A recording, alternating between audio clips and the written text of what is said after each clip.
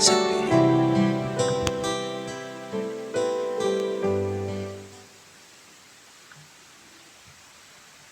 Hallelujah. पवित्र आत्मा ने सुलेमान के मन में एक बात डाली और सुलेमान ने सबोपदेशक की किताब में लिखा कि रचना का अंत नहीं होता। यानी कि किताब लिखने वाले एक के बाद एक किताब को लिखते चले जाते हैं, इसका कोई अंत नहीं होता। पर पवित्र आत्मा ने एक बात डाली जो वो है, ये है और जो हमारे लिए है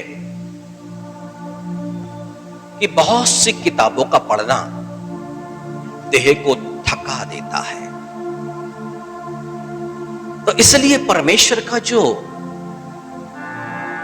पवित्र आत्मा है वो ये चाहता है कि जो बहुत सी किताबों की रचना होती जा रही है, हम उसको पढ़ पढ़ के अपने समय को हम व्यर्थ जाने ना दें। बहुत से प्रचारक आएंगे, बहुत से भविष्यवक्ता आएंगे, सब अपनी अपनी फिलॉसफियों को लिखेंगे, परंतु बाइबल सबोपदेशक की किताब में स्पष्ट मना करती है कि ये देह को थकाने वाली बातें हैं। पर अंत क्या करता है? सब कुछ कहा गया, सब कुछ कहा गया, पर अंत की बात उसकी आज्ञा मान, उसका भय मान, बस और कुछ नहीं। इसका मतलब है कि मनुष्य सिर्फ प्रभु यीशु मसीह जो आज्ञा को लेकर के आए, परमेश्वर के राज्य की बातों को लेकर के आए, उसका पालन करें। इन दिनों में आप देखिएगा पिछले 5-7 वर्षों के अंदर में मसीह समाज के अंदर में डिवोर्स की घटनाएं बढ़ी हैं और इसमें सबसे ज्यादा इन्वॉल्वमेंट बच्चों का होता है, जबकि यीशु मसीह ने डिवोर्स मना किया है। मलाकी की किताब में तलाक शब्द से परमेश्वर घृणा करता है, पर मसीह जगत लिए जा रहे हैं डिवोर्स पर डिवोर्स। कोई सही परामर्श देने वाला नहीं, सही मार्ग दिखाने वाला नहीं। दिनों दिन घटनाएं बढ़ रही हैं और ये बढ़ते जा रही हैं, क्योंकि हम एक ऐसे समय में जी रहे हैं जब मनुष्य स्वार्थी हो जाएगा। मसीह जीवन अपना नहीं, दूसरों की भलाई का जीवन है। इसका मतलब सामने वाले को जो फायदा पहुंचा सकते हो, जो भलाई कर सकते हो, वो करना है। यानी कि जो परमेश्वर की आज्ञा को मानता है तो वो स्थिरता में बना रहेगा। पर जरूरत है इन अंत के समय में हमें परमेश्वर की इच्छा को जानने की है। बहुत सारी घटनाएं संसार में बढ़ते जा रही है। कभी कुछ युद्ध होता है तो बोले यीशु का आगमन आ गया, कभी कुछ तो यीशु का आगमन आ गया, और कभी कुछ तो यीशु मसीह का। आप झूठे प्रचारकों को चारों तरफ देखेंगे, पर आप सच्चाई को जाने कैसे? झूठे भविष्यवक्ताओं को देखेंगे तो आप सत्य को पहचाने कैसे? क्योंकि हम लोग भावना भी हमारे मन के अंदर में है।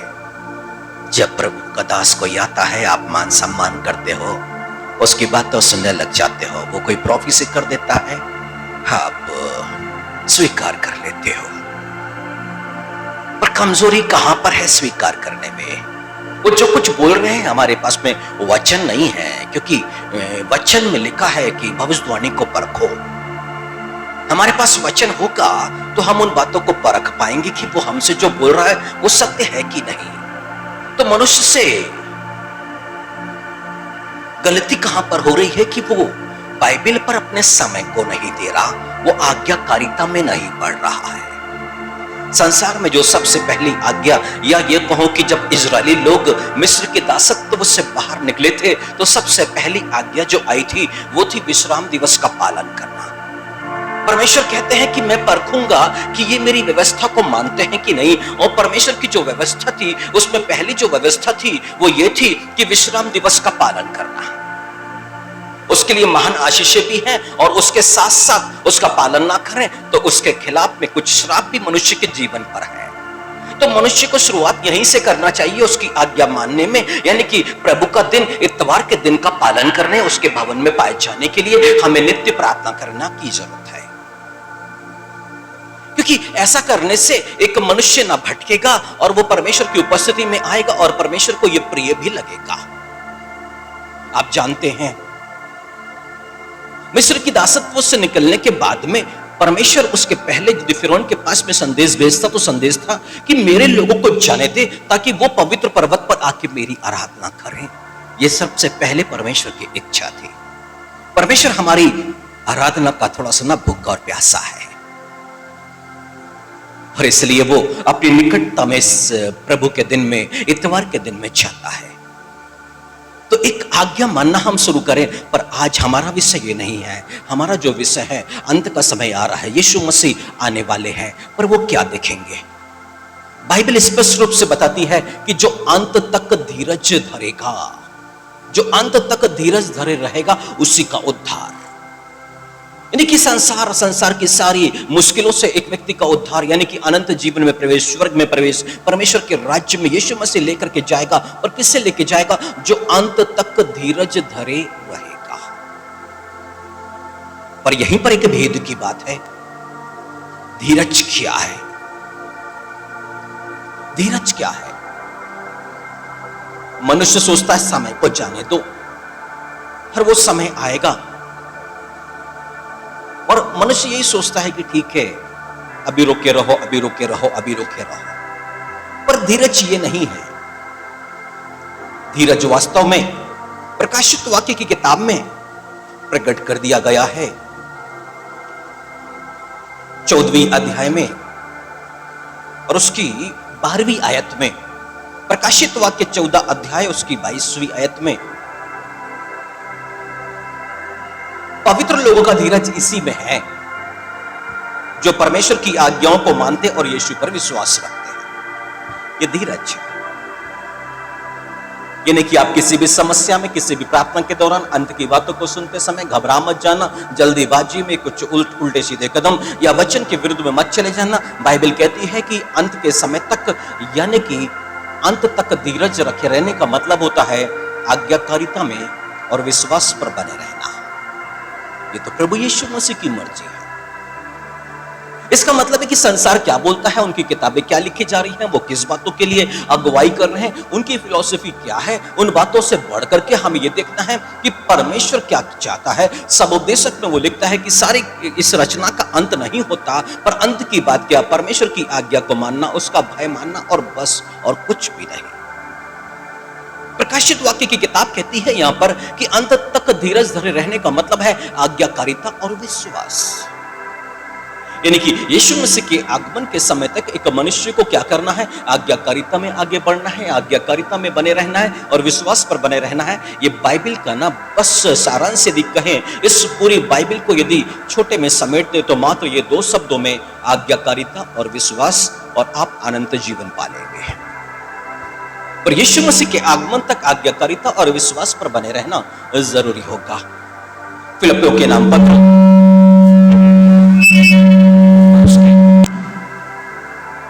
उसके 2 अध्याय और उसकी 12 और 13वीं आयत में लिखा है, प्रकाशित वाक्य 2 अध्याय, माफ कीजिएगा, फिलिप्पियों के नाम पत्र 2 अध्याय उसकी 12 और 13 आयत में, इसलिए है मेरे प्रियो, जिस प्रकार तुम सदा से आज्ञा मानते आए हो, वैसे ही अब भी न केवल मेरे साथ रहते हुए, विशेष करके अब मेरे दूर रहने पर भी डरते और कांपते हुए अपने उद्धार का कार्य पूरा करते जाओ।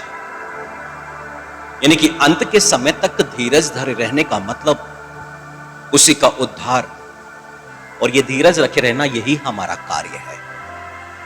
और धीरज का अर्थ हमने जाना है पहला क्या है?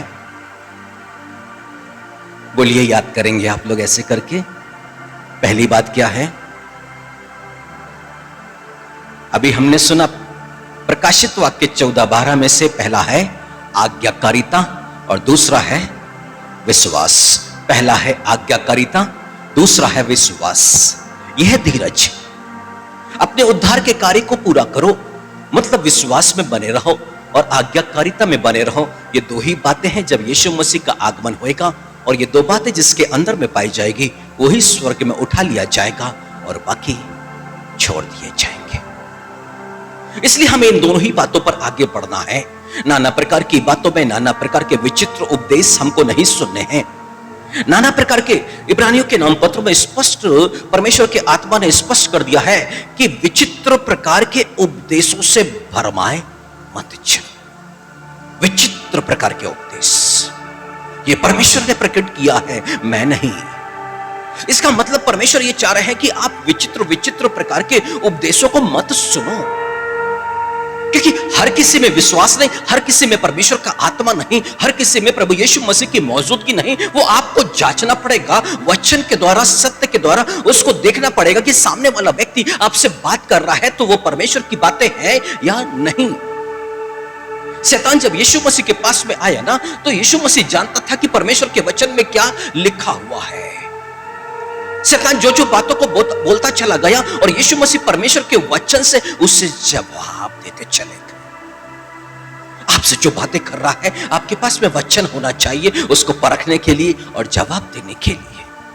यदि सत्य है तो उसे ग्रहण करना होगा। हव्वा के पास में परमेश्वर का वास्तविक वचन नहीं था। शैतान ने कहा था, क्या परमेश्वर ने इस वाटिका के सारे वृक्षों के फल खाने से मना किया है?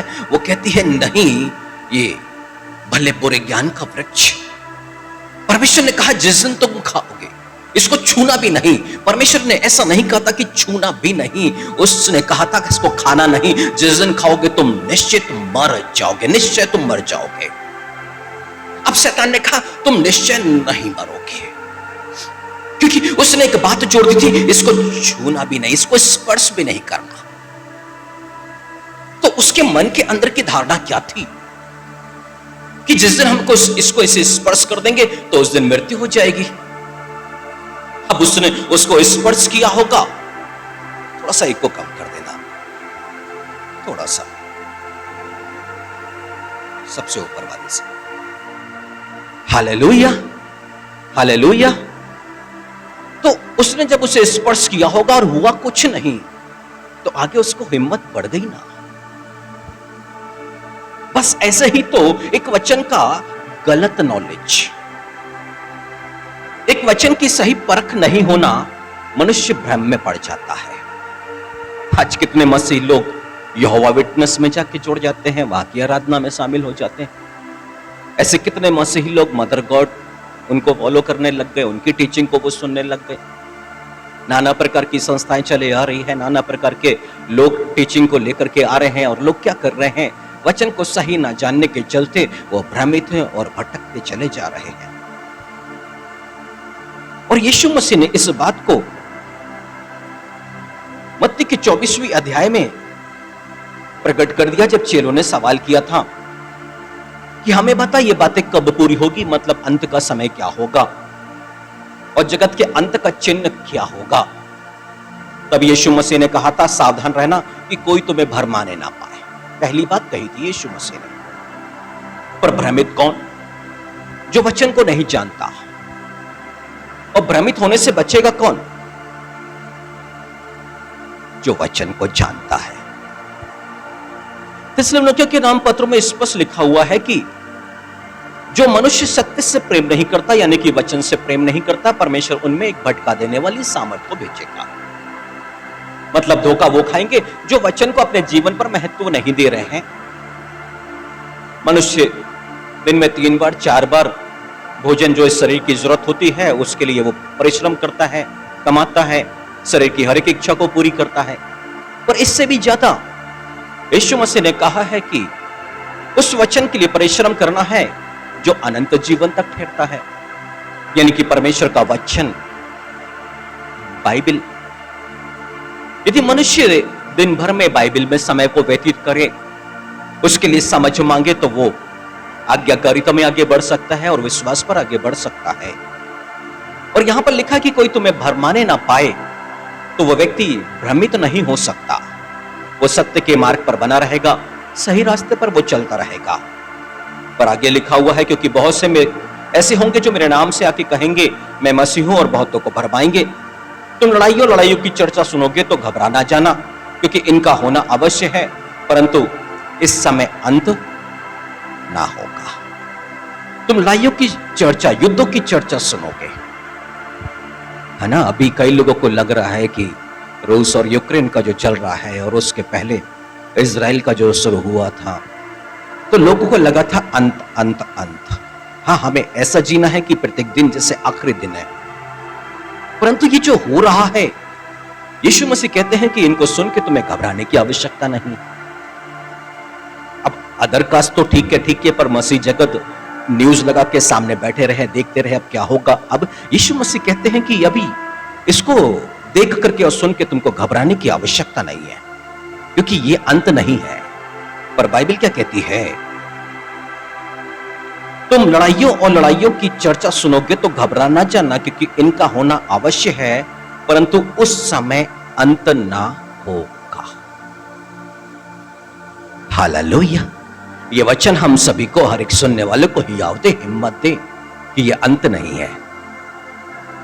अभी तो प्रकाशित वाक्य में बहुत सी प्रोफेसी हैं जिनका पूरा होना आवश्यक है। अभी तो 2 गवाह प्रकट नहीं हुए हैं, 2 गवाह जिनको मार डाला जाएगा। वो पवित्र नगर में उस चौराहे पे पड़े रहेंगे, और तीसरे दिन स्वर्ग से आवाज जाएगी, आ, और वो परमेश्वर जीवित हो उठेंगे और वो जाएंगे। अभी मंदिर के कंगूरे पर उस मूर्ति की स्थापना अभी नहीं हुई है। अभी वो पशु प्रकट नहीं हुआ है जिसमें जान डाली जाएगी, फिर उसकी वर्शिप करने बोली जाएगी। अभी वो छाप नहीं लगी है जो मनुष्यों में लगना है 666 की। इनका होना भी अवश्य है। इसका मतलब है कि यदि हम परमेश्वर के वचन को, उसके भेद को जानते हैं, तो ये समय हम तैयारी के समय का जो हमें अवसर मिला हुआ है, उसमें हम लगातार कोशिश करते रहेंगे, यत्न करते रहेंगे कि परमेश्वर जो चाहता है हम उस पर आगे बढ़े। ये अंत नहीं होगा, परंतु आगे लिखा है अंत नहीं, परंतु उसके पहले जाति जाति और राज्य राज्य पर चढ़ाई करेगी, और जगह जगह अकाल पड़ेंगे और भूकंप होंगे। जगह जगह, कहीं एक जगह नहीं, जगह जगह अकाल, जगह जगह भूकंप। यानी कि एक भूकंप सुना, अब दूसरा सुनेंगे, अब फिर तीसरा सुनेंगे।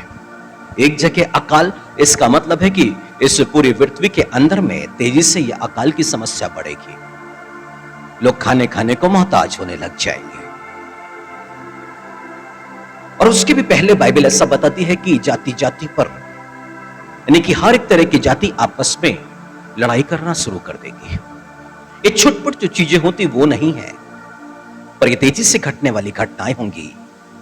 आगे लिखा हुआ है, ये सब बातें पीड़ाओं का आरंभ मात्र है। हालेलुया। अभी भी अंत नहीं है। अभी तो जाति जाति, मतलब एक शहर के अंदर में जितनी जातियां रहती हैं, सबका आपस में लड़ाई झगड़ा, जगह जगह भूकंप, जगह जगह अकाल। यीशु मसीह कहते हैं ये तो पीड़ा का आरंभ हुआ है, अंत नहीं। ये आरंभ है। इसलिए ये नाना प्रकार की जो रचनाएं हैं, नाना प्रकार की जो यूट्यूब पर आकर के नाना प्रकार से ये लोग अपने संदेश को पहुंचा रहे हैं, लोगों को भयभीत कर रहे हैं, ऐसी चीजों से बचने की आवश्यकता और परमेश्वर के वचन पर ध्यान देने की, क्योंकि वो चाहता क्या है। इसका मतलब ये नहीं कि वो चाहता है कि हम लापरवाह हो जाएं, पर वो चाहता है कि हम जाग जाएं और सावधानी के साथ अपने जीवन को जीना शुरू करें, यानी कि विश्वास पर उन्नति करें, आज्ञाकारिता में हम आगे बढ़ें, जो परमेश्वर को अच्छा लगता है, जो प्रभु यीशु मसीह को, क्योंकि लिखा है जो अंत तक धीरज धरे रहेगा उसी का उद्धार। पर आप आगे लिखा है ये सब बातें पीड़ाओं का आरंभ होगी, तब वे क्लेश देने के लिए तुम्हें पकड़वाएंगे और तुम्हें मार डालेंगे, और मेरे नाम के कारण सब जाति के लोग तुमसे बैर रखेंगे। तब बहुत से ठोकर खाएंगे और एक दूसरे को पकड़वाएंगे, एक दूसरे से बैर रखेंगे, और बहुत से झूठे भविष्यवक्ता उठ खड़े होंगे। झूठे भविष्यवक्ता, और मालूम है ये जो झूठे भविष्यवक्ता हैं, प्रकाशित वाक्य की किताब ऐसा बताती है 14वीं अध्याय में, माफ कीजिएगा 16वीं अध्याय में,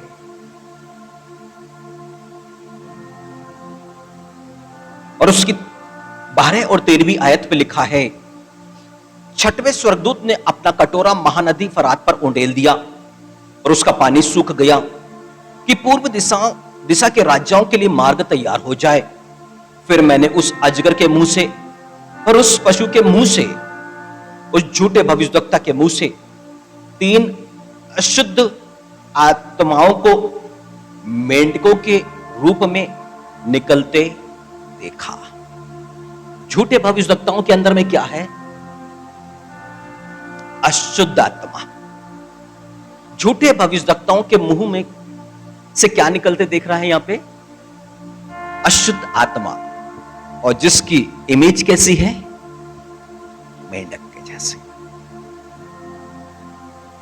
यानी कि झूठा भविष्यवक्ता जो इस संसार में इस वक्त में हम जगह जगह देख भी सकते हैं, उनके मुंह से क्या निकल रही है? अशुद्ध आत्माएं निकल रही हैं। और कैसे निकल रही है? मेंढक की शक्ल में निकल रही है। पर आगे लिखा हुआ है ये चिन्ह दिखाने वाली दुष्ट आत्माएं हैं। हालेलुया। यानी कि एक झूठे भविष्यवक्ता के अंदर में एक अशुद्ध आत्मा है, वो क्या करती है? चिन्ह दिखाती है, नाना प्रकार के चिन्हों को वो प्रकट कर देगी, और लोग भ्रमित हो जाएंगे और फिर उनके पीछे वो चले जाएंगे।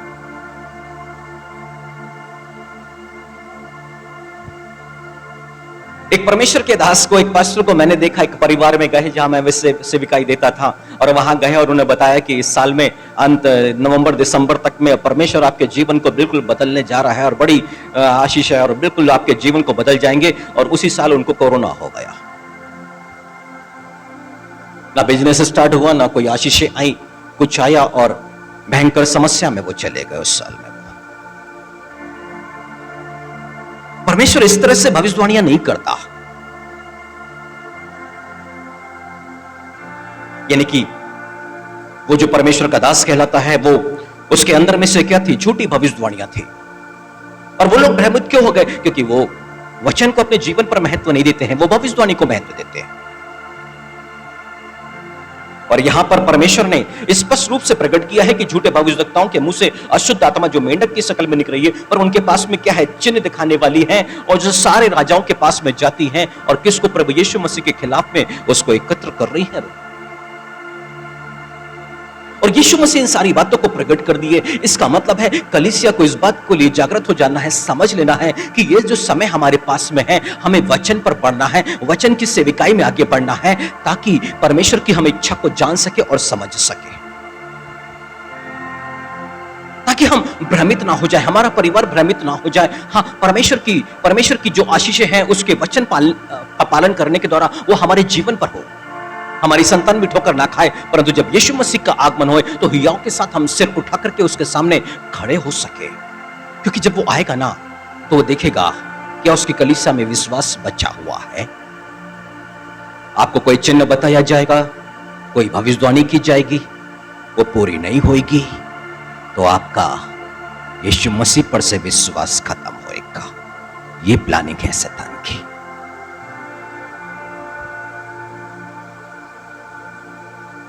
फिर आपको लगेगा कि यीशु मसीह ने आपकी सुधि नहीं ली,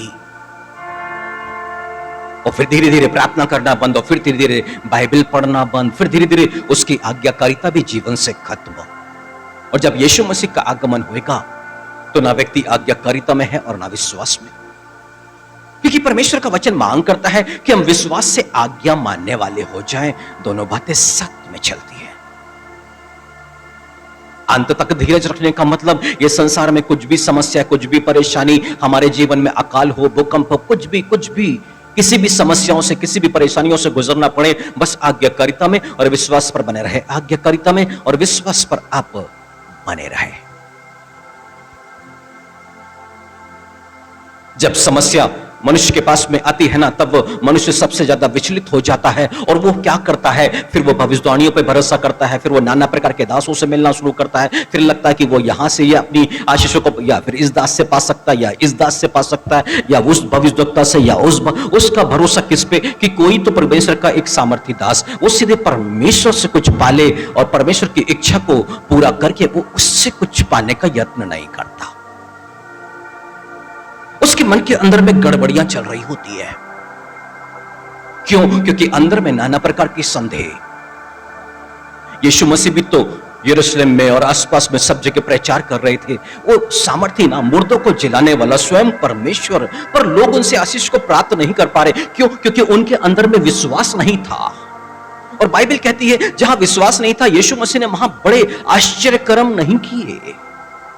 एक व्यक्ति को आश्चर्य कर्म चाहिए तो उसको विश्वास में बढ़ना है, ना कि नाना प्रकार के दासों के पास में घूमना है। एक व्यक्ति को अपने जीवन पर आशीष चाहिए ना, उसको आज्ञाकारिता पर आगे बढ़ना है, ना कि नाना प्रकार के दासों के पास में आशीषों के लिए प्रार्थना कराए। इसका मतलब है कि मनुष्य कहीं तो कहीं भ्रमित है, तभी तो ये सारे गलत कदम वो उठाते चला जा रहा है। यीशु मसीह के पास में कई लोग आए, चंगे हो गए, कई लोग बिना चंगे होकर चले गए। क्यों? क्योंकि गलती उनके पास में विश्वास नहीं था। हमें आत्मचिंतन करना चाहिए। यदि हम परमेश्वर से कुछ प्राप्त नहीं कर पा रहे हैं, कुछ समय जाता जा रहा है, तो हर समय का, हर बात का अपना एक समय है। तो निश्चित समय पर उस समय तक हमें धीरज धरना, यानी कि आज्ञाकारिता और विश्वास पर बने रहने की आवश्यकता है।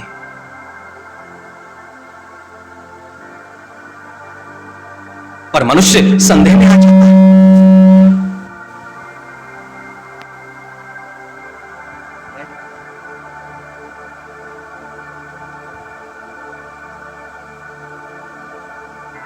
बाइबल ऐसा कहती है इब्रानियों के नाम पत्र में उसके 9 उसके 28वें आयत में कि जो लोग यीशु मसीह की बाट जो रहे हैं, प्रतीक्षा कर रहे हैं, उनके उद्धार के लिए वो बिना पाप उठाए हुए दिखाई देगा।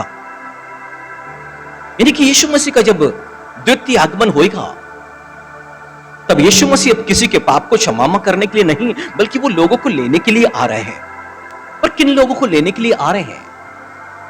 जो यीशु मसीह का धीरज धर के इंतजार कर रहे हैं, यानी कि आज्ञाकारिता में और विश्वास पर। यही लोग यीशु का इंतजार कर रहे हैं। ध्यान दीजिएगा, जो बात करते हैं कि यीशु मसीह का आगमन, वो इंतजार नहीं है। इंतजार उसको नहीं बोलते, इंतजार उसको बोलते हैं जो आज्ञाकारिता में है और विश्वास पर है। उसको बोलते हैं बाट जोना, उसको बोलते हैं प्रतीक्षा करने वाले लोग। ये वो लोग हैं जो यीशु मसीह का इंतजार कर रहे हैं, प्रत्येक दिन उसकी आज्ञाकारिता में, प्रत्येक दिन उसके विश्वास पर बने हुए लोग। यही लोग उठाए जाएंगे।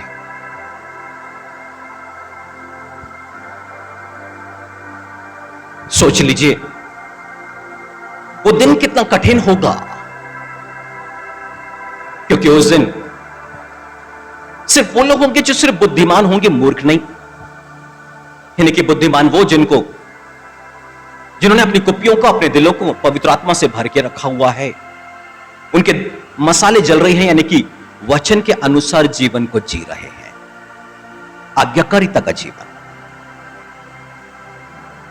पर 5 मूर्ख कुमारियां, उनकी कुप्पियों में तेल नहीं, यानी कि पवित्र आत्मा पाया तो था पर बुझ गया, खत्म हो गया पवित्र आत्मा। क्यों? क्योंकि संसार और संसार की बातों में वो लगे रहे।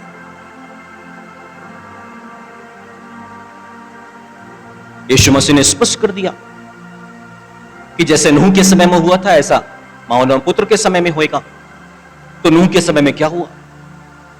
लोग खेती बाड़ी कर रहे थे, बागवानी कर रहे थे, ठीक है, जीवन की जरूरत है। फिर लोग क्या कर रहे थे? अपने घरों को बना रहे थे, विवाह कर रहे थे। मतलब सांसारिक कामों में उलझे हुए थे। वो देह की जो भी जरूरत है उसके लिए वो उलझे हुए थे। पर यीशु मसीह की बांट जोने वाले देह की इच्छा, उसकी जरूरत को छोड़ करके सबसे पहले परमेश्वर, परमेश्वर की आज्ञा, उसके बाद आज्ञा मानने वाले ऐसे ही होते हैं। यानी कि जो आंखों की अभिलाषा, शरीर की अभिलाषा, जीविका का घमंड, मतलब जो कमाते हैं उस पर, ये संसारिक लोग हैं। इनके अंदर में संसार की आत्मा, स्पिरिट ऑफ वर्ल्ड, ये परमेश्वर की बातों को ये महत्व नहीं देंगे।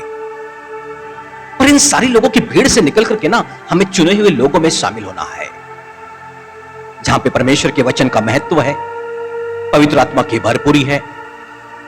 ऐसे लोगों की जहां मसाले लगातार जल रही है, यानी कि वचन के अनुसार अपने जीवन को जी रहे हैं। जीवन में कोई भी दुख और तकलीफ, रुकावटें और परेशानियां हो, पर बावजूद वो परमेश्वर की आज्ञाकारिता और विश्वास पर बने हुए लोग, उसकी संगति में बने हुए लोग। इब्रानियों के नाम पे पत्र में लिखा है कि जैसे जैसे अंत का समय आते देखो, तब क्या करना है? ज्यादा संगति करना है। यानी कि हमारी संगति किनके साथ में? जो वचन के भेद को सही जानते हैं, उनके साथ संगति करना, जिससे हमारे अंदर में उत्साह आए परमेश्वर की संगति करने के लिए, हमारे अंदर में विश्वास बढ़े, हम जीवन की जिन उलझनों में हैं वहां से निकलने का एक रास्ता मिले, और ज्यादा से ज्यादा संगति करके हम ज्यादा से ज्यादा यीशु मसीह की संगति में आगे बढ़ सकते हैं। यानी कि जो संगति से हटता चला जाता है, उसके दिया तो 100% बुझेगा। क्योंकि एक कैंडल को भी जलाना होता है, आप एक तीली लेकर के उसको जलाते हैं, फिर दूसरी कैंडल को तो उससे, यानी कि आग से आग पकड़ रही है, पर कहीं तो आग उत्पन्न हुई है। और आग उत्पन्न कौन करता है? परमेश्वर। और जो उसके संपर्क में आता जाएगा, वहां पर अपने आप वो आग लगते चले जाएगी। वो जुनून, वो जोश, जो उत्साह अपने आप बढ़ता चला जाएगा। पर जो संगति से दूर हो गया ना, उसके अंदर का वो जुनून, जोश, उत्साह सब ठंडा पड़ जाएगा, क्योंकि वो आग ना बुझ जाएगी। और उस आग को जला के रखने के लिए भी संगति की आवश्यकता, संगति की। आप ये मत सोचिए संडे का एक दिन हमने चर्च, उसके अलावा भी संगति। अपने जो मसीही लोग हैं, जो प्रार्थना में हैं, जो विश्वास में हैं, वहां जो कॉटेज मीटिंग होती है, उनके घर में जाना, ताकि समाज में भी आपकी जान पहचान बढ़े, आपके जानने वाले बढ़े। ये अंत के समय में ना, बाइबल कहती प्रत्येक जन स्वार्थी हो जाएगा। भाई भाई, बहन बहन, सब एक दूसरे से दूर होने लग जाएंगे। पर ऐसे समय में जो प्रभु यीशु मसीह को जानता है ना, वही सिर्फ आपके काम आ सकेगा, आपके लिए खड़ा हो सकेगा। जो उसको नहीं जानता, वो आपके लिए खड़ा नहीं हो पाएगा। हालेलुया। इसलिए इस देह खून के रिश्ते से बढ़ के आपको वो रिश्ते को ढूंढना है जो यीशु मसीह की देह में उत्पन्न होते जा रहे हैं। वो रिश्ते की खोज करनी है जो यीशु मसीह पर मौजूद है, जो अपनी नहीं दूसरों की भलाई के विषय में सोचते हैं। हालेलुया। जो यीशु मसीह को अच्छे से जानते हैं। ऐसे लोगों की संगति आपका फायदा पहुंचाएगी। ऐसे लोगों की प्रार्थनाएं आपके जीवन को बदल देगी, क्योंकि वो जब जब प्रार्थना में बैठेंगे, आप उनके प्रिय हैं, वो आपको अपनी प्रार्थनाओं में स्मरण करेंगे। हालेलुया। जब कहीं गिरने का भी अवसर आ जाए ना, तो कोई तो है जिसकी प्रार्थना आपको संभाल करके रखेगी। वो परमेश्वर क्या देखना चाह रहा है? मैंने देखना चाहा, वो कहता है यिर्मयाह नबी की किताब में, कि देश के निमित्त नाके पे खड़ा होकर कोई तो मिले उसको प्रार्थना करने वाला, ताकि उस देश का उसे नाश ना करना पड़े। इजरायलियों के लिए मूसा था ना, यशा थे, यिर्मयाह थे, यहेजकेल थे। ठीक है, आपका पास्टर आपके लिए मौजूद है, परंतु आपके क्लोज में कलीसिया के वो लोग जो आत्मा में आगे बढ़ रहे हैं, ऐसे लोग भी तो होना चाहिए, जो नित्य अपनी प्रार्थनाओं में आपको स्मरण करें। जब आपके पास में दुख और तकलीफें और परेशानी आती है, कोई तो ऐसा होता है जिससे आप बोले, पर आपके आसपास में ना पांचों चारों तरफ ना ऐसे लोग मिलेंगे जो आपकी हंसी उड़ाएंगे। ऐसे लोग कम मिलेंगे जो आपके लिए प्रार्थना करें। तो आप ऐसे लोगों से जुड़े जो आपकी हंसी उड़ाएं या वो उस बातों के लिए वो आनंद करें या मजे करें, ऐसे नहीं। आपको ऐसे लोग चाहिए हैं जो आपकी सहायता करें, परामर्श दे, आपके लिए प्रार्थना करें। अंत के समय में ज्यादा संगति करो, उसका अर्थ यही है कि आप ज्यादा यीशु की नजदीकी में बने रहो, उसकी आज्ञाकारिता में और उसके विश्वास पर। यूहन्ना 13:36 में यीशु मसीह से पतरस का एक सवाल था।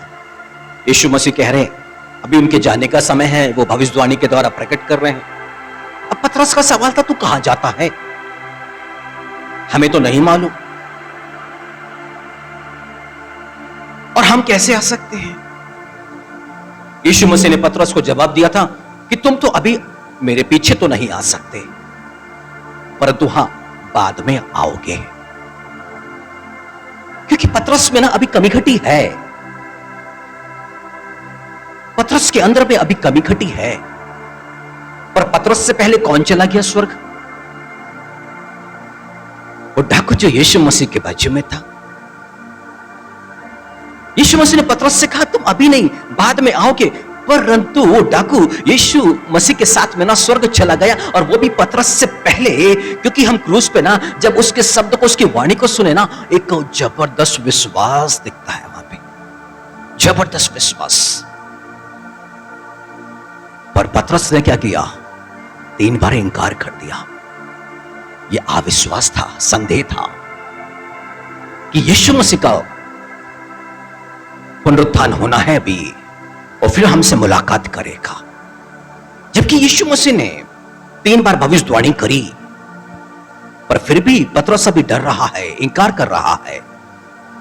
इसका मतलब उसको सिद्ध होना है, विश्वास में सिद्ध होना है, आज्ञाकारिता में सिद्ध होना है उसको अभी। उसके पहले उसके लिए स्वर्ग का रास्ता नहीं खुलेगा। बात पतरस की नहीं, संसार के हर मनुष्यों के लिए यही ठहराया है परमेश्वर ने।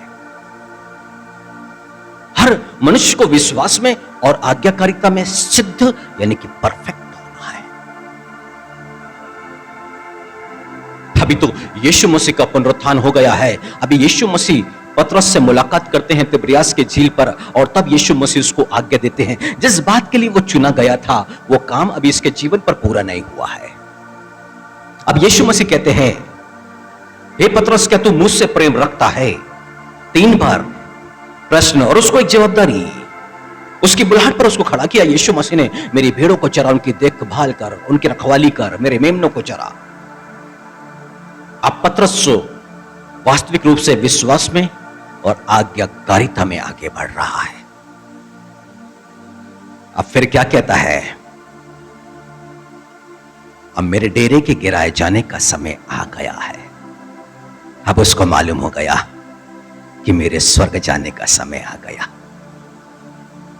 क्यों? क्योंकि इसने अपनी दौड़, पौलुस ने अपनी दौड़ पूरी करी। और कौन सी दौड़ है? आज्ञाकारिता और विश्वास पे ये लोग बने रहे।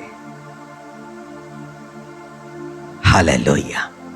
वहां से दाएं और बाएं नहीं भटके। इनके जीवन पर बहुत सी समस्या आई, ये विचलित नहीं हुए।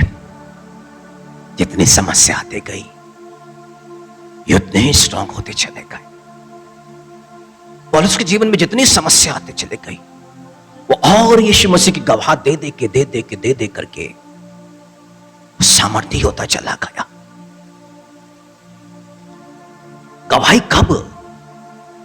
जब एक व्यक्ति आज्ञाकारिता में और विश्वास पर बना रहता है तब उसके जीवन पर गवाहियां खड़ी होती है। पौलुस कहता है मैंने विश्वास किया इसलिए मैंने बोला। पर कब? जब हमारे विश्वास का प्रतिफल हमारे पास में आता है और तब हम उसको गवाही देते हैं और अपने विश्वास के कार्यों को बताते हैं कि देखो कैसे हमने इन आशीषों को प्राप्त करी। इस आश्चर्य कर्म को अपने जीवन पर हम देख पाए। एक विश्वास का प्रतिफल एक मनुष्य जब प्राप्त करता है तब उसके लिए गवाहियां खड़ी होती है।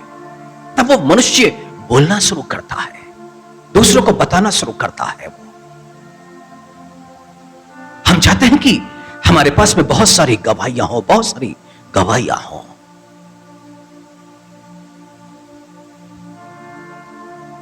हमें आज्ञाकारिता में और विश्वास पर आगे बढ़ना पड़ेगा। आज्ञाकारिता और विश्वास पर। और प्रत्येक दिन फिर आपके जीवन पर गवाहियां होंगी, प्रत्येक दिन आपके जीवन पर आश्चर्यक्रम होंगे। प्रत्येक दिन आप यीशु मसीह की मौजूदगी में, उसकी प्रेजेंस में होंगे। प्रत्येक दिन आप यीशु मसीह से बातें कर सकते हैं।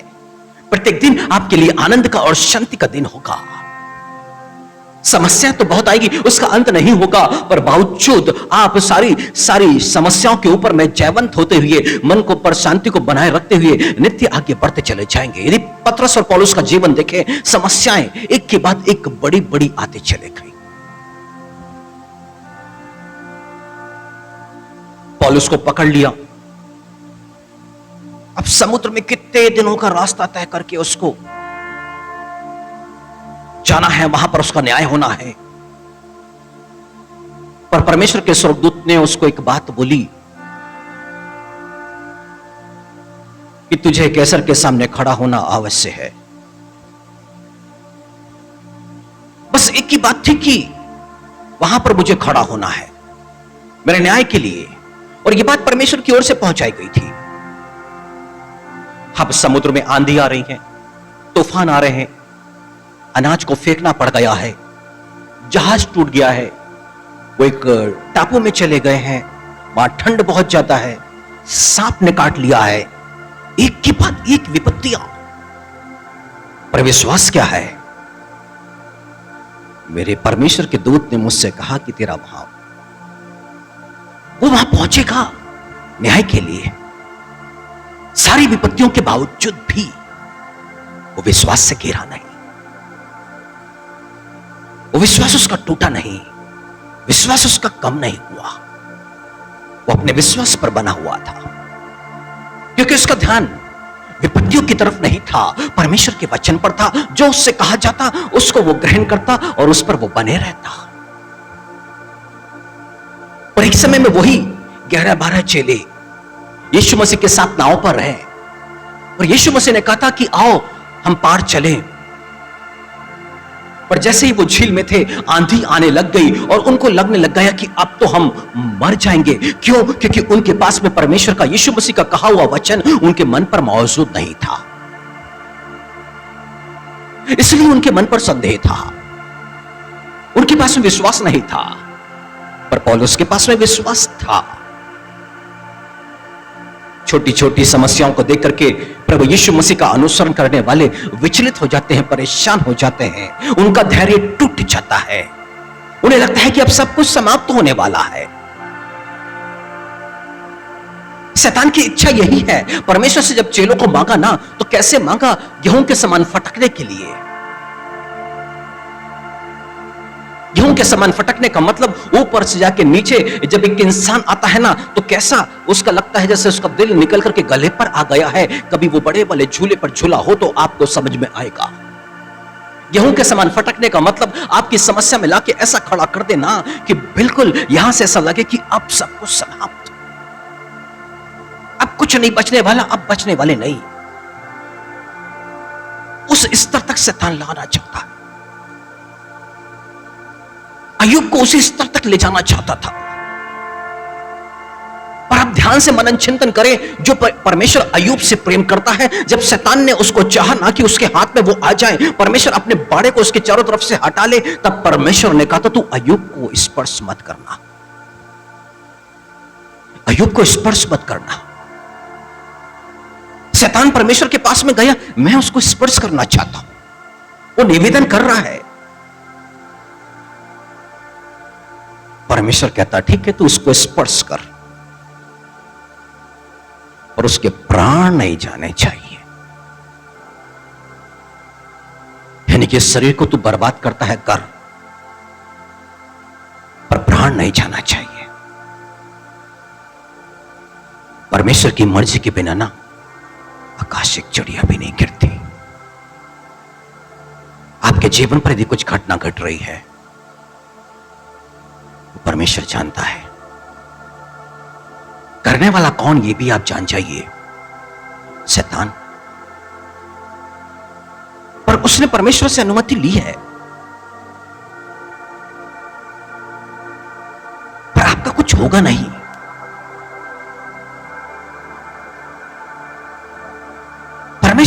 समय तक इंतजार करेगा, पर उस समय को परमेश्वर आपके लिए, उस अवसर का परमेश्वर फायदा उठाएगा। आपके पास अपने दासों को भेजेगा, अपने वचन को भेजेगा, अपनी इच्छा को भेजेगा, क्योंकि परमेश्वर अब कुछ कार्य करना चाहता है आपके जीवन के अंदर में। और वो कार्य है रोमियो के नाम पत्र 5वीं अध्याय 3, 4 और 5। इसको अंडरलाइन कर लीजिएगा। अपने दुख, अपने तकलीफ, अपनी विपत्ति, अपनी समस्याओं में इस वचन को खोल लीजिएगा। कोई भी समस्या क्यों ना हो आपके पास में, इस पृथ्वी की कोई भी परेशानी क्यों ना हो, शरीर बीमार है, इसी वचन पर आ जाना। आर्थिक समस्या है, इसी वचन पर आ जाना। परिवार टूटा है, इसी वचन पर आ जाना। मन में अशांति है, यहीं पर आ जाइएगा। कोई भी समस्या हो तो, और पहला काम यहां पर आप करना, परमेश्वर का धन्यवाद करना शुरू करना। उससे कहना, मैं अपने इस दुख के लिए, अपने इस तकलीफ के लिए आनंद करना चाहता हूं मेरे प्रभु। मैं इस पे घमंड करना चाहता हूं, मैं इस पे घमंड करना चाहता हूं। क्यों? क्योंकि वहां पर लिखा हुआ है,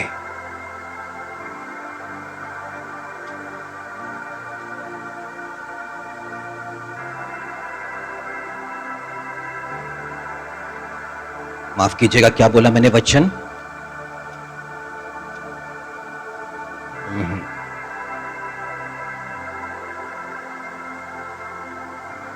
हाँ, 5:3। केवल यही नहीं, वरन हम क्लेशों में भी घमंड करें, यह जानकर कि क्लेश से धीरज उत्पन्न होता है। Hallelujah, hallelujah, hallelujah. जो अंत तक धीरज धरेगा उसी का उद्धार है। परमेश्वर आपको उद्धार के रास्ते पर आगे बढ़ाना चाहता है। Hallelujah, hallelujah. इसलिए आनंद मांगिए परमेश्वर से, इसलिए घमंड करें उस पर। क्यों? क्योंकि आप परमेश्वर के प्रेम को देख रहे हैं। परमेश्वर उस विपत्ति के समय कुछ और देख रहा है, आप कुछ और देख रहे हैं, पर परमेश्वर की दृष्टि से देखिए, क्योंकि परमेश्वर आपको उद्धार के रास्ते पे लाके खड़ा करना चाहता है, और उस दिन के लिए परमेश्वर तैयार कर रहा है। क्योंकि जो अंत तक धीरज धरेगा उसी का उद्धार। तो परमेश्वर आपके अंदर में धीरज को उत्पन्न करना चाहता है, क्योंकि परमेश्वर आपसे प्रेम करता है। वो आपको खोने देना नहीं चाहता है, वो किसी भी रीति से आपको खोना नहीं चाहता है, वो अपने हाथों में थाम के रखना चाहता है। आपको परेशानी लग रही होगी अपनी दुख तकलीफ समस्याओं में, पर परमेश्वर वो समस्या में अपने नजदीक में आपको खींच रहा है। हालेलुया। बिना किसी रुकावट के परेशानी की तरह खींच जाइए उसकी तरफ में, बैठ जाइए उसके चरणों में, उससे पूछने लग जाए, प्रभु जी मुझे आगे का रास्ता दिखाओ। उसके पवित्र वचन को पढ़ने लग जाएं, उसकी इच्छा को जानने लग जाएं, वो क्या चाहता है उसकी खोज में लग जाएं। वो आपकी सहायता करेगा, पवित्र आत्मा सहायता करेगा, क्योंकि लिखा हुआ है हम क्लेशों में भी घमंड करें, यह जानकर कि क्लेश से धीरज उत्पन्न होता है। यानी कि आपके दुख और तकलीफ में परमेश्वर धीरज को उत्पन्न करना चाहता है। और धीरज का अर्थ क्या?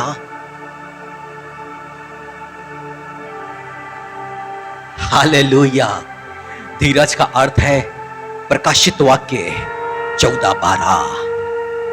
पवित्र लोगों का धीरज इसी में है कि वो परमेश्वर की आज्ञाओं को मानते और यीशु पर विश्वास। हालेलुया। आपके अंदर में धीरज चाहिए परमेश्वर को कि मेरी आज्ञाकारिता पर आ जा और यीशु पर विश्वास कर। बस यही चाहता है परमेश्वर आपसे। आप विपत्ति से पार होने वाले हैं, बस ये दो बातों को पकड़ना पड़ेगा, यानी कि धीरज को थामना पड़ेगा आपको। और क्या थामना पड़ेगा? यह परमेश्वर की आज्ञा क्या है, मेरी इस विपत्ति के लिए परमेश्वर क्या चाहता है, वो क्या मर्जी है, उसकी क्या आज्ञा है, और यीशु पर विश्वास कि अभी यीशु ही यहां से मेरा उद्धार करेगा। हालेलुया। परमेश्वर बस यही परफेक्ट करना चाहता है, सिद्ध करना चाहता है, क्योंकि वो जो समस्या आई है ना, वहां पर कुछ कमी घटी थी और इसलिए शैतान को अवसर मिल गया है। परंतु अब परमेश्वर आपके जीवन से शैतान के उस अवसर को समाप्त करने पर है। Hallelujah, hallelujah. ये वो समय है कि वो जो नाका टूटा हुआ था ना, परमेश्वर उसको बंद करने पर है। उस नाके जहां से शैतान आके आपके जीवन को बर्बाद करा था, वो बंद किया जाना है। और उसको बंद करने का रास्ता जो है ना, आज्ञाकारिता और यीशु पर विश्वास, बस। हालेलुया। इसलिए कहता है वो, तुम घमंड करो अपनी विपत्ति पर। हालेलुया। आनंद करो। याकूब के पत्र में लिखा है, अपने क्लेशों में आनंद करो, अपने क्लेशों में, अपने दुख तकलीफ में आनंद करो। हालेलुया। वो शैतान आपको दुखी देखना चाहता है, पर उसके उलट परमेश्वर चाहता है तुम आनंद करना शुरू करो, क्योंकि मैं अब तुम में एक नया काम करने पर हूं। Hallelujah, hallelujah. एक नया काम करने पर हूं, जो कानों ने नहीं सुना, आंखों ने नहीं देखा, कभी ये दिमाग में भी नहीं आया। वो अद्भुत काम परमेश्वर करेगा, पर हमसे क्या चाहता है? आज्ञा और विश्वास, और बाकी काम तो अब वो करेगा। हालेलुया। शैतान तो बड़ा खुश था, अय्यूब को बर्बाद कर दिया, धन संपत्ति ले उड़ा, सब कुछ तबाह कर दिया, सारे रिश्ते, पत्नी भी घृणा करती है। खूब आनंदित था, खूब आनंदित था। अब ये नहीं मालूम कि पत्नी उससे ज्यादा प्रेम करेगी, क्योंकि परमेश्वर उसको भी दुगनी संपत्ति दे रहा है। Hallelujah, hallelujah. अब उसको ये नहीं मालूम था, शैतान को इतनी सुंदर लड़कियां दे रहा है परमेश्वर, पूरे इज़राइल में नहीं थी ऐसी अभी तो। हालेलुया। अय्यूब ने जो नहीं सोचा वो पाना शुरू कर दिया उसने। ये शैतान ने कभी नहीं सोचा, अय्यूब ने कभी नहीं सोचा। अब परमेश्वर वो आश्चर्य कर्म उसके जीवन पर करना चाहता था और किया। Hallelujah, hallelujah. शैतान ने सोचा सब इससे अनादर करते हैं, सब घृणा करते हैं, पर शैतान को नहीं मालूम था कि अभी वही लोग कान की एक बाली और सोने का सिक्का लेकर के अय्यूब के पास आएंगे। क्यों? क्योंकि परमेश्वर उनके मन में डाल रहा था, और वो सोना सोने का ढेर लगता चला गया, जिससे वो अपना बिजनेस शुरू कर पाया। हालेलुया। ना शैतान ने सोचा और ना अय्यूब ने सोचा। इसलिए बाइबल कहती है, अपनी विपत्ति, अपनी समस्याओं में घमंड करो, क्योंकि परमेश्वर आपके जीवन पर कुछ करने जा रहा है। हालेलुया। शैतान आपके लिए दुख देख रहा था, पर दुख के आगे परमेश्वर आनंद को देख रहा था। आपके लिए कुछ अद्भुत देख रहा था, अपनी संतानों के लिए कुछ अद्भुत वो देख रहा था। वो परमेश्वर की दृष्टि से आप देखो, कुछ तो अद्भुत आपके लिए रखा हुआ है। Hallelujah, hallelujah, hallelujah. समय है आगे बढ़ने का, बाइबल कहती है, क्योंकि धीरज के बाद में खरा निकलना होगा। खरा यानी कि ईमानदार, यानी कि विश्वास योग्य। यीशु मसीह जब आएगा ना, तो वो देखेगा एक दास को ना उसके स्वामी ने काम सौंपा, और वो चला गया और लौट के आया। तो वो क्या देखना चाहता है कि जो काम सौंपा गया था उसको वो वैसा करते रहे, वो वैसा करते रहे। पर वो क्या देखता है? लौट के आया तो अपने साथी दासों के साथ में खा पी रहा है, मौज कर रहा है, पी खा रहा है, यानी कि संसारिक जीवन को जी रहा है। पर यीशु मसीह का बताने का मकसद क्या? जब वो आएगा ना, तो वो काम करते रहे, और हमें कुछ काम देके गया है। और बाइबल क्या कहती है? उद्धार का वो कार्य है, यानी कि आज्ञाकारिता और विश्वास, यानी कि वो हमें जो काम देके गया था, ये पवित्र शास्त्र, इस पे जो जो लिखा है इसको करना है। यानी कि आज्ञा मानना है और यीशु पर विश्वास करना, बस ये दो ही बातें इसका सार है। ईमानदार, खरा निकलना, यानी कि 43वें अध्याय यशायाह नबी में लिखा है कि तुम मेरी दृष्टि में अनमोल और प्रतिष्ठित हो। आप परमेश्वर के हाथों में ना एक सोने के समान हो। एक सोना होता है ना, जिसका गोल्ड, जिसके जेवर वेवर बना के पहनते हैं, आप परमेश्वर की दृष्टि में ऐसे हो। परमेश्वर ने ना कुछ समय के लिए उस सोने को आग में डाला है। आप इसलिए घमंड करें, आप देखें कि मेरे अंदर में से कमी घटी और खोट निकल रही है, मैं तो और शुद्ध और पवित्र हो रहा हूं, इसलिए घमंड करें। इसलिए घमंड करे क्योंकि अंदर से कमी घटी को निकाल रहा है, वो आपको खरा कर रहा है, ईमानदार कर रहा है, फेथफुल बना रहा है, वो वहां पे कार्य कर रहा है। हालेलुया। ये समस्या के लिए अपने आप को दूसरे से कंपेयर मत करें। आप तो परमेश्वर के हाथों में हैं, दूसरा हाथों में नहीं है। वो एंजॉय कर रहा है, करने दो, क्योंकि यदि वो परमेश्वर के हाथों में हो रहा तो वो भी आग में होता। वो भी यदि सोना सुनार के हाथ में है तो वो तपा रहा है, और जब तक आपके पास में है उस पर खोट मौजूद है। Hallelujah, hallelujah. जब तक एक मनुष्य संसार में है उसमें खोट मौजूद है। जब वो सुनार यानी कि परमेश्वर के हाथों में है तो खोट निकाली जा रही है, और आप में से परमेश्वर कुछ तो अद्भुत कर रहा यानी कि खोट निकाल रहा है। हालेलुया। अरे कुछ भी हो गया ना, जीवन बर्बाद हो गया, आनंद करो, तेरा धन्यवाद करते हैं, हम घमंड करते हैं क्योंकि तू अंत के लिए तैयार कर रहा है। ये चीजें तो चले गई, इससे भी सुंदर और बढ़िया और अनमोल मिल जाएगी, पर ये जीवन दोबारा नहीं मिलने वाला। हमें तो वहां पर बढ़ना है। प्रभु तू हमें बढ़ा, तू हमें बढ़ा। लिखा है धीरज से खरा निकलना, और खरा निकलने से आगे पढ़िए अपनी बाइबल में, देखिए क्या लिखा है। खरा निकलने से आशा, अब विश्वास, आशा की हुई वस्तु का निश्चय, अनदेखी वस्तु का। अब परमेश्वर आपको कुछ चीजें दिखाना शुरू कर देगा खरा निकलने के बाद में। हालेलुया। एक उम्मीद उत्पन्न कर दिया है समस्या में। अब आप देखने लग गए हो कि अब जो समस्या थी वो सब जा चुकी है, और कुछ तो आप अद्भुत देख रहे हो। और अय्यूब ने देखना शुरू कर दिया, और उसने कहना भी शुरू कर दिया। और क्या कहता है?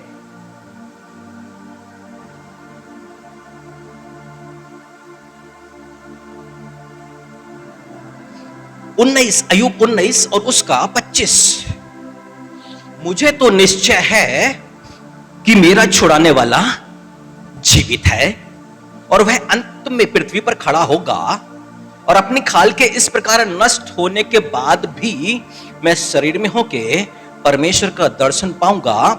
उसका दर्शन मैं अपनी आंखों से अपने लिए करूंगा और कोई दूसरा नहीं। Hallelujah, hallelujah. वो उसके मन के अंदर में एक बात तो आ गई कि अब मैं मरूंगा, और जो परमेश्वर ने शैतान को बोल दिया था उसके प्राणों को मत स्पर्श, टच नहीं करना। अब ये एहसास हो गया कि मैं मरूंगा तो नहीं, पर कहता है इस खाल के, ये शरीर के नष्ट हो जाने के बाद भी मैं अपने परमेश्वर का दर्शन करूंगा। Hallelujah, hallelujah. वो किसकी खोज में था? परमेश्वर की खोज में था, और परमेश्वर उसको मिला, और परमेश्वर जब मिला तो पूरा जीवन बदल गया। हालेलुया। इसलिए उसका वचन कहता है उसको खोजते रहो, उसको खोजते रहो। Hallelujah, hallelujah. जो उसकी आज्ञाकारिता में बढ़ेगा वो उससे बार बार मुलाकात करेगा, वो बार बार उसको पाएगा, उससे बार बार वो संगति करेगा। अब बाइबल यहां पर ऐसा कहती है, रोमियो के नाम पत्र 5 उसके 3 से 5 में हम जब आगे थे, वहां लिखा है खरा निकलने से आशा उत्पन्न होती है, और आशा से लज्जा। हालेलुया।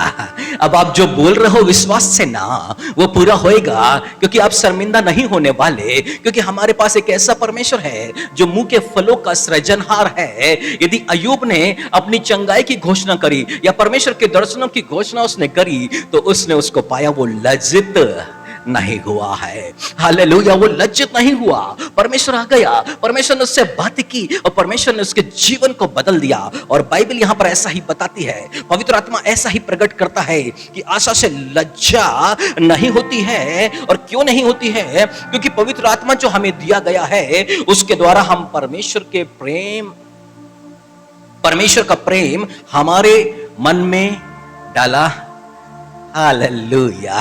खरा निकलने के बाद में यहां पर एक आशा उत्पन्न हो रही है, परंतु यहां पर हम परमेश्वर के प्रेम में डूबना शुरू हो रहे हैं। अब उसका प्रेम हमें सता रहा है, उसके प्रेम को हम स्मरण कर रहे हैं, उसके प्रेम में हम डूबते चले जा रहे हैं। हालेलुया। और यीशु मसीह यही तो प्रार्थना करता है कि वो प्रेम जो तुझको मुझसे था उनमें भी बना रहे। हालेलुया। उसको प्रेम पाने के लिए यही एक रास्ता है। उसका प्रेम हमारे मनों में रहेगा, और जब उसका प्रेम हमारे में रहेगा तो उसका जो प्रेम हमारे में है, हम बाकी लोगों से उस प्रेम से प्रेम कर पाएंगे। हालेलुया। फिर हमारा प्रेम निष्कपट हो जाएगा। क्यों? क्योंकि अब सारी जो खोट थी निकाल दी गई है। हालेलुया। सारी खोट अलग कर दी गई। अब जब किसी के लिए कुछ करना होगा तो निष्कपट मन से करेंगे। तो आइए खड़े होए और आज की इस आराधना में आज हम उसको पुकारे और दिल से उसकी आराधना करें। क्यों? क्योंकि आपके पास में दुख होगा, विपत्ति होगी, परेशानियां होंगी, पर वो कहता है घमंड करो, आनंद करो। क्यों? क्योंकि वो कुछ नया करना चाहता है। कुछ नया, वो समय आ गया है मेरे प्रियो। कुछ नया आप अपने जीवन में देख पाए।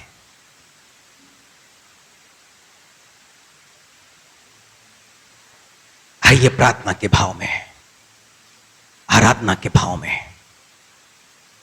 उसकी प्रेजेंस में, वो हमारे बीच में है।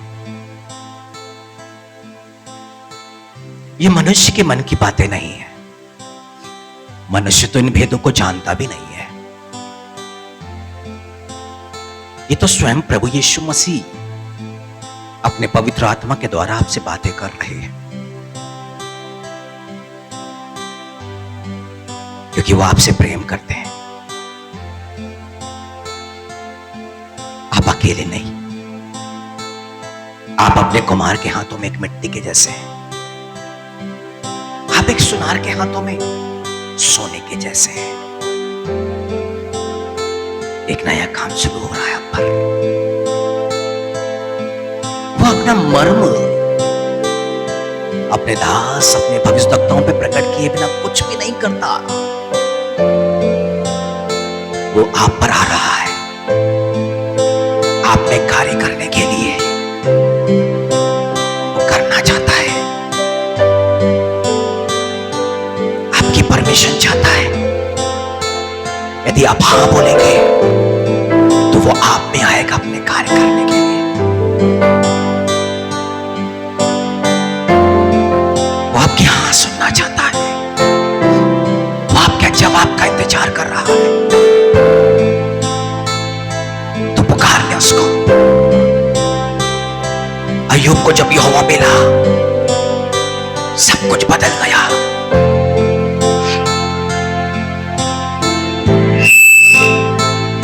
आपकी मुलाकात हो रही है यीशु से। उसने अपना वचन भेज दिया, आपके मन में जगह पा गया, आपके दिलों में जगह पा गया। तो यीशु आपके दिल में मौजूद है। टटोलिए, देखिए आपके अंदर में है। आप उसके प्रेम को महसूस करेंगे।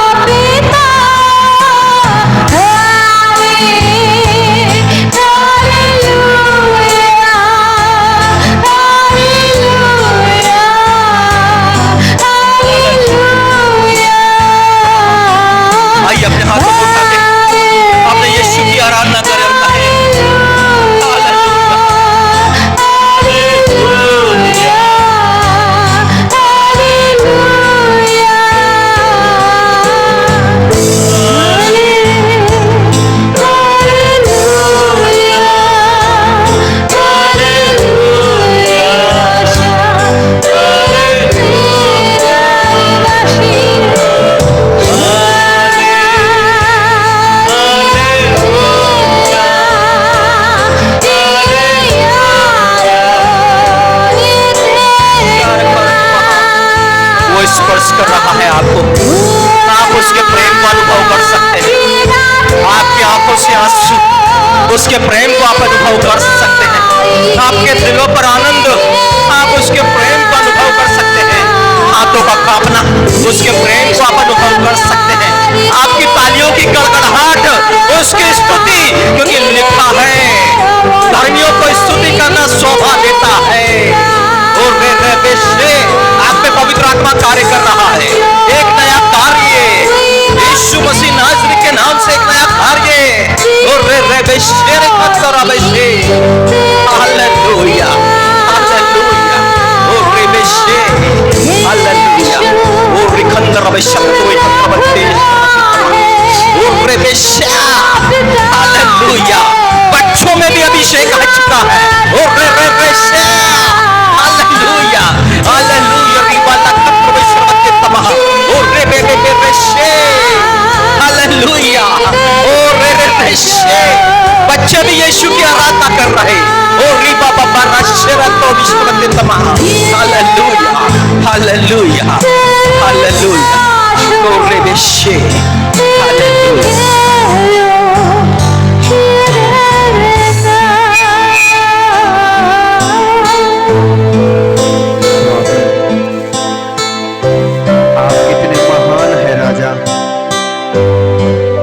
कितने अद्भुत हैं स्वामी। वो आपका पवित्र हाथ यहाँ पर है महाराज। आपका वो जोरावरा हाथ यहाँ मौजूद है प्रभु। आपका वो पवित्र हाथ प्रभु। धन्यवाद देते हैं खुदावन कि आप बादल का खंभा बनकर यहाँ मौजूद है। आप आग का खंभा बनकर यहाँ मौजूद है। हालेलुया, आप यहाँ मौजूद हैं पवित्र पिता। और आप अपनी वही सामर्थ्य उंडेल रहे हैं। हालेलुया, यीशु के नाम में इस सामर्थ्य को ग्रहण करते राजा। यीशु के नाम में ग्रहण करते। हालेलुया। स्वामी आपसे विनती है महाराजा, इसी सामर्थ्य में निरंतर बढ़ने का अनुग्रह दे दे प्यारे पिता। कलीसिया को आज अनुग्रह दे कि निरंतर प्रभु चाहे कोई भी कलेश हो, परिस्थितियां कुछ भी हो, हम आपकी आराधना करते रहे और पवित्र आत्मा का फल धीरज हमारे अंदर काम करते रहे। ऐसी दया करिएगा। आज आपने हमसे बोला है, आज आपने हमसे बोला है महाराजा, इसलिए हम हाथ उठाकर हम अपने आप को आपको समर्पित करते हैं प्रभु। धन्यवाद देते एक नई दिशा देने के लिए, एक नया मार्ग दिखाने के लिए धन्यवाद देते प्यारे पिता। धन्यवाद हम सबको आज आत्मिक भोजन से तृप्त करने के लिए धन्यवाद। आदर भी आपको, सम्मान भी आपको और दुआ यीशु के नाम।